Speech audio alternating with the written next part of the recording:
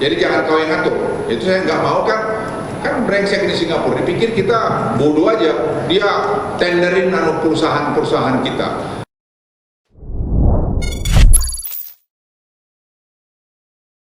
Luhut Binsar Panjaitan sebut Singapura brengsek gegara minta ekspor listrik bersih. Menteri Koordinator Bidang Maritim dan Investasi Luhut Binsar Panjaitan kesal hingga sebut Singapura brengsek.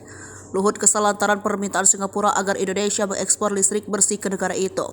Luhut bercerita Singapura minta ekspor listrik clean energy, tapi ia menolak dan menegaskan proyek harus dari Singapura dan tidak boleh diatur Singapura.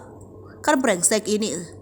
Dipikir kita bodoh, dia tanderin perusahaan-perusahaan kita, kata Luhut Binsar Panjaitan.